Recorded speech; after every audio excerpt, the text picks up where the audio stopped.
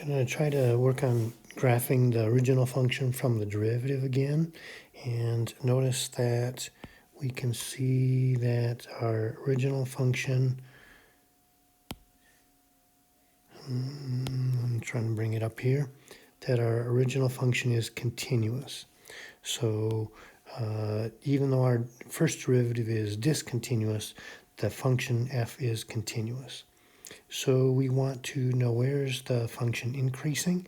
So we can say that f is, my pen is not showing up very good here, I don't know why. F is increasing when the derivative is positive. So it's above the x-axis here, and here, and here. So that means that f will be increasing on that interval from 0 to 1. We're going to include the endpoints. Also on the interval from 3 to 4.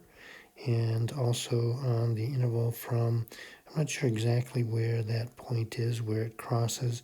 I'm just going to call it 5.5 to 6. So that's where our function is increasing. That's our part A. Part B is where's the function decreasing, and that's going to be when it's below the x-axis, when the derivative is negative. And so that will be from 1 to 3, and we include the endpoints on both the intervals where it is increasing and decreasing. And then it will also be from 4 to 5.5. Notice that we are including the 4, so even though the derivative is undefined there, the original function is continuous, so it is going to be defined there. Part C, can we estimate the x-coordinates of all the local extreme values? So we want to know, where does the derivative change signs? So at x equals 1, we can see the derivative goes from positive to negative. So that means that's going to be a relative maximum. At x equals 3, we can see the derivative goes from negative to positive. So that's going to be a relative minimum. We also see that at 4, the derivative goes from positive to negative. So at x equals 4, we're going to have another relative maximum. And then finally at that 5.5, I'm going to slide this up a little bit. At 5.5, the derivative also goes from negative to positive, so that will be a relative minimum. So now what we're going to try to do is to do this one right here, 53. So we're going to try to graph on the domain from 0 to 6. And we know that f of 0 is going to be positive 2. So at 0, we know the curve is going to be at 2. That's the only y value that we know. We can see that this is going to be increasing until we get to, I'm going to mark this 1, 2, 3, 4, 5, 6. So from 0 to 1, it's going to be increasing. And we can see that because the derivative of the derivative is going to be negative, it's going to be concave down. So it's going to increase and be concave down until we get to x equals 1. And there the derivative is going to be 0, so we're going to have a horizontal tangent.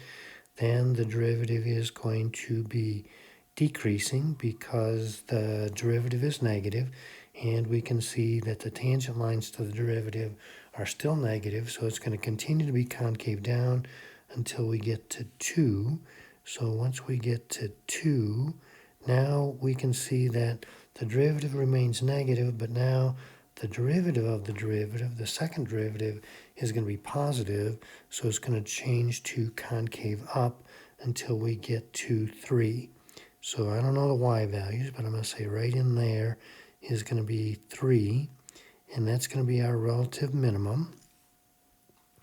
So there it's going to, the derivative changes to positive, so it's going to start increasing, and it still is, the derivative of the derivative is going to be positive, so it continues to be concave up until we get to 4.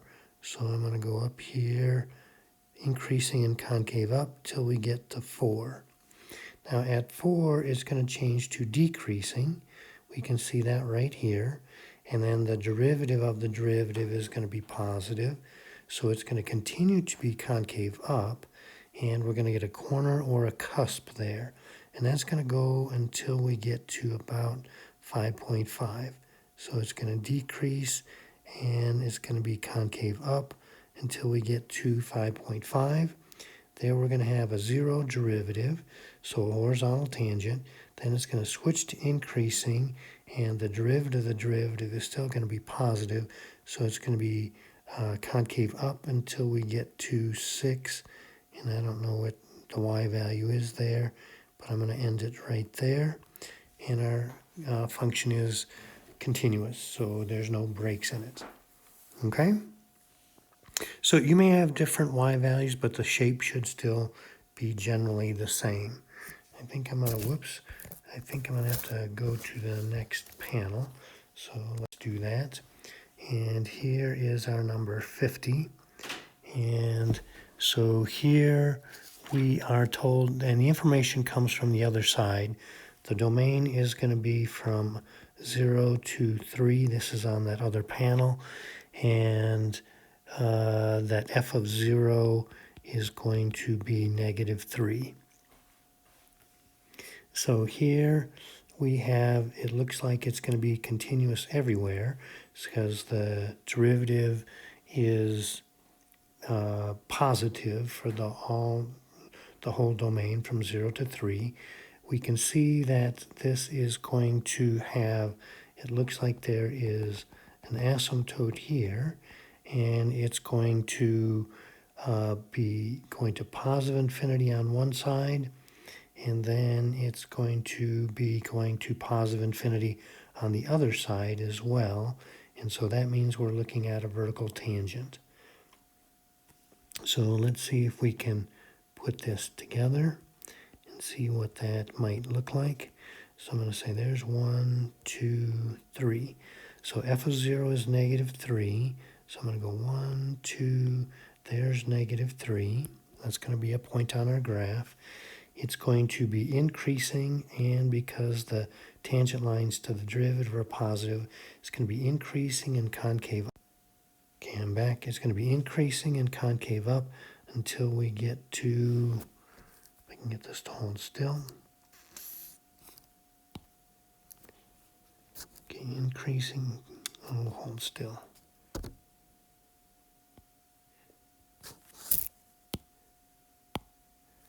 Okay, increasing and concave up until we get to x equals 1, something like that.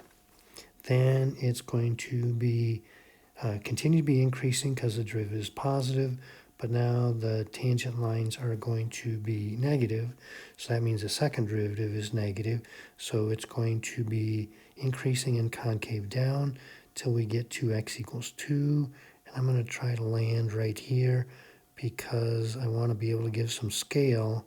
I don't have any scale up to here.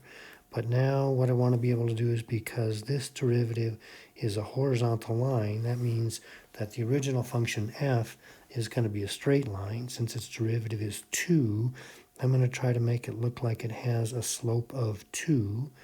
So I'm going to try to rise 2, run 1, so it looks like a straight line on this next little piece right here. So we have a part that's concave up, increasing concave up, then increasing concave down, and then a straight line segment. Okay, so let's see what we can do with the next part here. So I'm going to slide this up a little bit, try to blow it up. So now in this exercise, number 51, we want to find any absolute extrema and where they are, and then we're going to find points of inflection and try to sketch a graph. So we know that the value of f is going to be 0 at 0, it's going to be 2 at 1, and then it's going to be 0, and then it's going to be -2 at 3. So our graph is only going to be from 1 to 3. So let's plot those points first. 0, 0, we know. 0, 0 is a point. There's 1, 2, 3. At 1, it's going to be 2. So I'm going to get that point. At 2, it's going to be back to 0. And at 3, it's going to be negative 2. Okay. We know that we have the derivative to start with is going to be 3, so it's going to be increasing fairly steeply. When we get to 1, the derivative is going to be a horizontal tangent, 0. At 2, we're going to get some kind of a corner or cusp, and then it's going to be decreasing when we get to the end there. And the second derivative is 0 to start with. That doesn't really give us a whole lot. It's going to be concave down when the derivative is 0. That's going to make a relative maximum there. And since the first derivative doesn't exist, neither does the second derivative, and we don't really know much when it's going to end. So the first stretch from 0 to 1, we can see that the function is positive, so we're above the x-axis. It's going to be increasing, and it's going to be concave down. So we're going to increase and be concave down on this stretch right here. Then the next stretch, I can get my pen back. So now we're still positive, and it's going to be decreasing and concave down until we get to 2. So decreasing, concave down, it's going to look something like that. And then it's going to be, now we're negative, so we're going to be below the x-axis. It's going to be decreasing, and it's going to be concave down again. So it's going to look something like, and we have a corner point at 2 because the derivative is not defined there. So we're going to try to make it look like it's not nice and smooth, but there's a corner point. Something like that. Okay? Let's look at the next panel.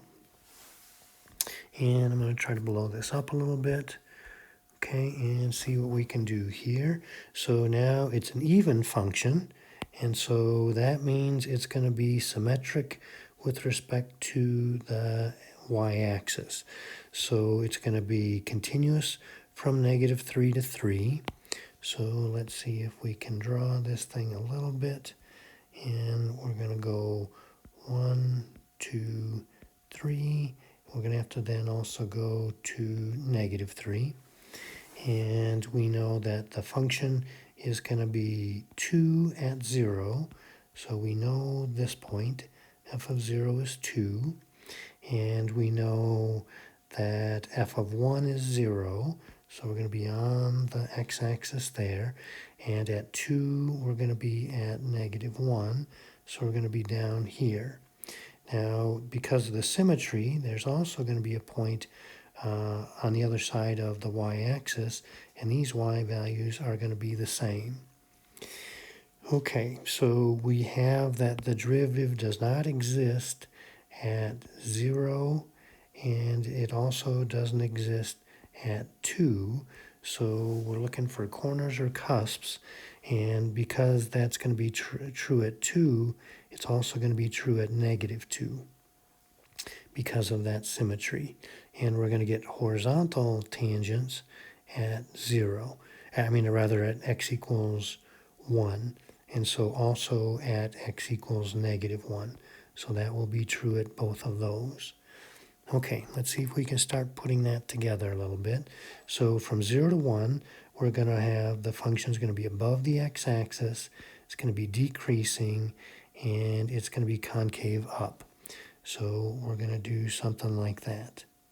And because it's even, we're going to have symmetry in the y-axis, so the mirror image will also be true. We've got a horizontal asymptote at 1. Then from 1 to 2, we're going to be in the negatives, and it's going to be decreasing, and it's going to be concave down. So decreasing, concave down, and likewise on the other side. Then from 2 to 3, the derivative is going to be increasing, and it's going to be concave down again. and we're going to have a corner pointer cusp at x equals 2. So we can do something like this, and then the mirror image over here. And let's see, do we know? We don't really know the value at 3 exactly. We know that it's going to be negative all the way up to 3, but it could be 0 at 3. It just can't be positive. Okay, very good. Let's see what else we got.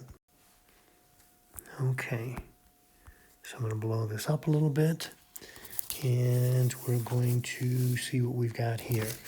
So on this one, we have that our function is going to be falling in concave up for all the x less than 2. So let's put our axis in here. So for less than 2 is going to be falling in concave up. So that means we're going to get something that's going to look like this. And at x equals 2, we're going to have a horizontal tangent, and the y value is 1. So at 2, we know we have the point 1. And from 2 to 4, it's going to be rising and concave up. At 4, it's going to be 4. And we're going to get an inflection point. So 1, 2, 3, 4. So here is going to be our point, and so it's going to change concavity. And then at 6, 7, and plan this very well, there's 4, 5, 6, and there's 4, 5, 6, 7. So up here, we're going to have a horizontal tangent.